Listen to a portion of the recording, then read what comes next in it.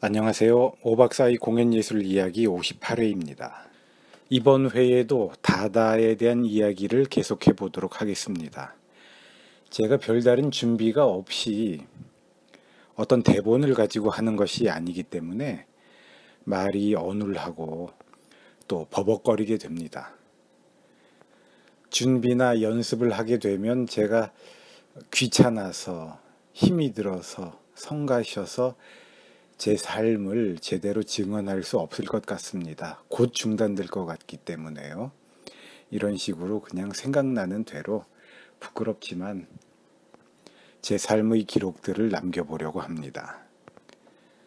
다다의 발생 이야기로 다시 돌아가 보도록 하겠습니다. 1916년에 후고 발은 자기 아내 에미 헤닝즈와 함께 스위스의 쥐리히에 카바레 볼테르라는 이름의 술집을 엽니다. 1916년 2월 2일에 보면 후고 발이 신문에다가 다음과 같은 광고를 냈습니다. 카바레 볼테르, 이런 이름으로 일군의 젊은 예술가들과 작가들이 모였습니다. 그들의 목적은 예술적 오락의 중심을 형성하는 것입니다. 이 카바레에는 예술가들이 와서 음악적 공연이나 낭독을 할 것입니다. 쥐리히의 젊은 예술가들은 어느 분야에 있는 사람이라도 와서 그 어떤 방식으로라도 참여해 주십시오. 그리고 2월 5일 날 개업을 하는데 후고 발과 에미 헤닝즈가 그들의 첫 공연을 마지막으로 준비하고 있는데 트리스탄 짜라라는 사람이 찾아왔습니다. 이름이 어딘가 좀 낯익죠? 트리스탄 짜라는 1896년생입니다.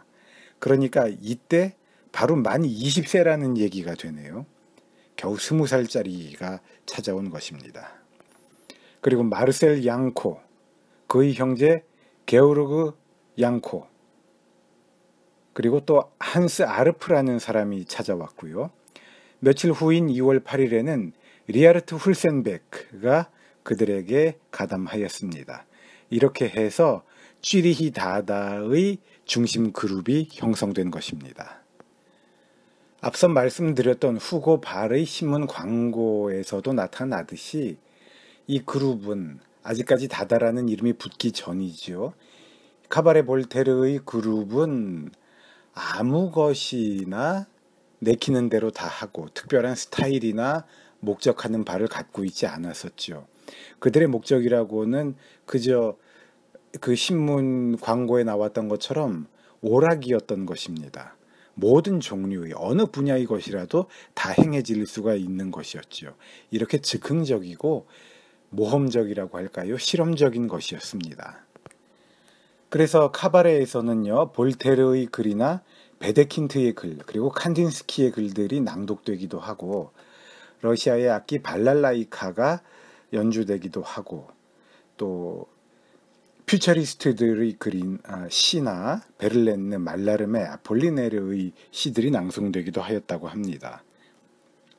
그리고 물론 자기들이 지은 자작 시들도 낭송을 했고요. 그래서 저는 바로 이 점에서 다다에 대한 이해를 시작하는 것이 매우 중요하다고 생각합니다. 처음부터 무슨 어려운 이론 서적이나 무슨 백과사전 같은 것을 참고해서 다다를 이해하려고 그러면 또 무슨 다다 선언문 같은 거 있지 않습니까? 트리스탄 짜라가 쓴 그런 것들을 이렇게 살펴보면, 그런 것들을 들여다보면 도무지 다다가 뭔지 이해하기가 그리 썩 쉽지는 않습니다.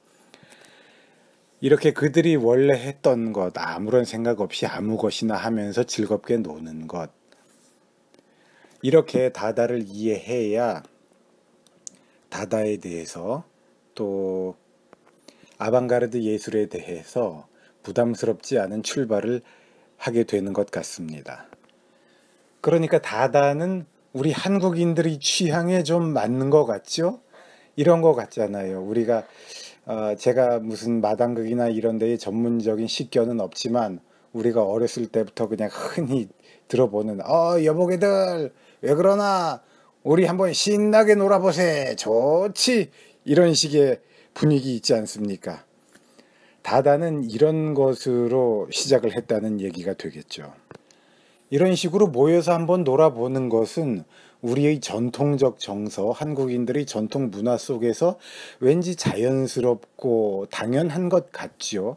그런데 아마 그것이 합리적 사고 방식을 중요시하는 서양인들에게는 무척 새롭고 획기적인 것이었을 수도 있나 봅니다.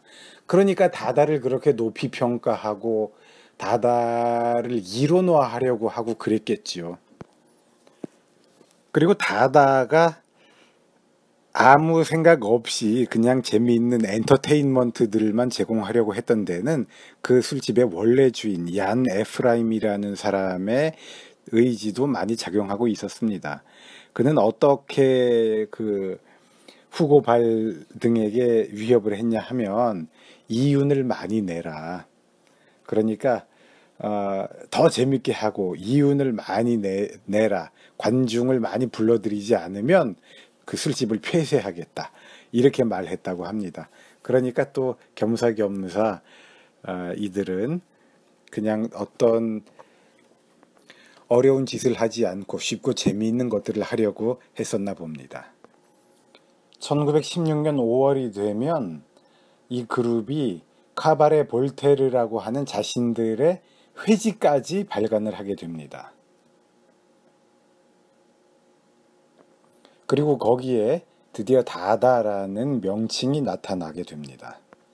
그리고 이 회지에 나타난 후고 발의 글에 의하면 아무래도 후고 발은 어떠한 이념적 지향이 없기는 했지만 그래도 그 당시가 전쟁의 상황이라 전쟁을 반대하는 입장은 나타내고 있었다고 합니다. 그 관련 부분을 제가 좀 읽어드리겠습니다. 내가 카바레 볼테르의 문을 열 때 나는 스위스에 나처럼 독립적인 영혼을 즐기는 몇 명의 젊은이들이 있을 것이라는 확신을 가졌다. 카바레 볼테르의 유일한 의도는 전쟁과 내셔널리즘의 장벽을 넘어서 다른 이상들을 추구하는 소수의 독립된 영혼들의 관심을 끄는 것이다. 1916년 7월 14일에는요. 다다가 카바레 볼테르 밖으로 나가서 다른 공연장에서 바그홀이라고 하는 더 큰 공연장에서 다다 나이트를 하게 됩니다. 다다 공연을 하게 되는 것이죠. 다다가 이제 점점 커지게 되고 공식화되는 과정을 밟습니다. 그리고 같은 7월에 트리스탄 짜라는 최초의 다다 희곡을 발표하게 됩니다. 점점 트리스탄 짜라의 영향력이 커지는 것 같죠? 후고 발의 마음이 그리 썩 편하지는 않았을 것 같습니다. 그냥 모여서 재미있게 한번 놀자 이렇게 시작된 모임인데 그렇게 시작된 활동인데 그것이 점점 커지고 뭔가 그게 이론화되는 과정을 밟는다는 거죠. 누군가가 좀 더 선명한 척을 하고 누군가가 좀 더 그것을 체계화시키려고 하면서 이론화의 길을 걸어가면 다른 사람들이 난처하게 되거나 기분이 썩 좋지가 않게 될 수도 있을 것 같습니다. 우리가 살다 보면 이런 일들이 있죠. 가령 1930년대 초에 우리나라에서 만들어졌던 극예술연구회 같은 모임도 그랬습니다. 처음에는 일본에서 공부하고 돌아온 연출가 홍혜성 중심으로 그 단체가 돌아갔지만 점점 유치진의 영향력이 커지죠. 유치진이 연기에서도 재능을 발휘하고 극작에서도 재능을 발휘하고 연출에서도 재능을 발휘하고 이러다 보니까 자기들보다 유치진, 서항석, 함대훈 뭐 이런 사람들 주류를 이루던 사람들보다 나이가 조금 더 많은 한 세대 위 정도 되는 홍혜성이 그리고 출신이 이질적이었던 홍혜성이 영향력이 감소될 수밖에 없었습니다. 그리고 극예술연구회의 주도권은 서항석과 유치진이 나눠 갔던가 혹은 그 둘이 주도권을 놓고 경쟁하던가 하는 모양새가 되죠. 그러한 모양새는 한국전쟁 이후까지도 남한 연극의 주도권 전체를 놓고 벌어지게 되기도 합니다. 인간이 살아가면서요, 어떤 이론화, 복잡화, 세련화 이런 것들을 필수적으로 혹은 필연적으로 요구해야 할까요? 우리 인간의 자취나 활동의 성과를 그런 식으로 남겨야 하는 걸까요? 저는 한국 문화와 일본 문화 같은 것을 그냥 간단한 수준에서 비교할 때도 그런 생각이 듭니다. 가령 저 혼자 해보는 생각으로 이런 생각을 하는 것이죠. 우리가 자연을 즐기고 싶으면요, 한국 사람들은 뒷동산을 향한 창문을 열거나 안방문을 활짝 열거나 대청마루에 나와서 들어 누워서 자기 집 밖에 있는 자연을 있는 그대로 감상을 하죠. 중국 사람들은 어떻습니까? 황제의 명령 같은 것으로 아예 산 하나를 옮기지 않습니까? 그러면 일본 사람들은 어떨까요? 일본 사람들은 우리가 잘 알고 있듯이 분재 같은 걸 만들어 가지고 자연을 자기 방 안으로 납치해 들어와서 그 안에서 자연을 조절하고 재창조하죠. 심지어 정원을 또 그런 식으로 만들어서 자연을 자기 집 안으로 가지고 들어옵니다. 한국 사람들이 일본 사람들을 보면 아, 저놈들 저거 뭐 하는 짓이냐, 그냥 창문을 열면 될 것을 이렇게 생각을 할 수 있지만, 일본 사람들이 하는 짓은 문화의 창조가 되고 문명의 창조가 되는 측면도 있단 말이죠. 예술도 그런 측면이 있는 것 같습니다. 그냥 자연스럽게 뭐 한번 하고 끝나고 이럴 수도 있지만, 무척 인위적으로 무언가를 고안하고 만들어내고 그런 것을 끊임없이 하는 사람들도 있죠. 그런 활동을 보면 너무 인공적인 것 같다, 너무 인위적인 것 같다, 너무 자기적으로 무언가를 하고 그것을 억지로 합리화하는 것이 아닌가, 이런 의심이 들지만, 그런 행위들이 기록으로 남고 그런 행위들이 뭔가 업적으로 남게 되기가 더 쉬운 것 같습니다. 다시 다다로 돌아가도록 하죠. 다다도 그랬던 것 같습니다. 애초에 다다를 시작했던 후고 발은 결국 다다를 떠나게 되는 모양새가 됩니다. 몇 달 안 하고 1916년 가을에 카바레 볼테르는 문을 닫게 됩니다. 그 이후에도 다다는 계속 명맥을 유지하면서 더 퍼지고 더 정교화되고 세련된다고 할까요? 더 발전 비슷한 것을 갖지 않습니까? 영어로 말하면 sophisticated 된다라고 저는 보고 싶은데요. 이렇게 해서 다다는 오늘날의 예술 학도가 머리를 써가면서 공부해야 하는 하나의 문예사조가 되었습니다. 저도 고등학교 국어 시간 현대문학 수업 같은 때에서 다다의 언급을 듣기는 했었습니다. 그러나 그때도 다다가 뭔지를 몰랐죠. 지금 생각해보면 저를 가르치셨던 고등학교 국어 선생님도 다다의 개념을 잘 몰랐던 것 같아요. 국문과 출신이었지만. 지금도 제가 대학원에서 수업을 진행해 보면 다다의 개념을 알고서 대학원에 진학하는 학생들은 거의 없습니다. 그것이 그들의 잘못은 아니죠.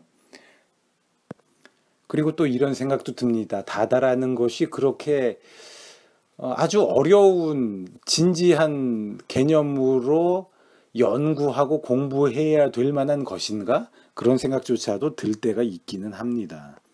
다다에 대한 전문적인 관심을 가지고 다다를 전문적으로 연구를 한다면 또 모르겠지만, 아직까지는 저는 하여튼 다다에 대해서 아주 쉬운 마음가짐으로 부담 없이 접근하고 이해하고 싶습니다. 그들은 그냥 놀았던 사람들이다. 난장판 피우고 하고 싶은 대로 모든 것을 하면서, 그것을 왜 하니? 라고 물으면 그냥 이렇게 대답하는 사람들처럼 그런 태도를 가지고 자유롭게 놀았던 예술가들이었다라고 말이죠. 다다에 대해서는 이렇게 첫 발을 떼면 좋을 것 같습니다.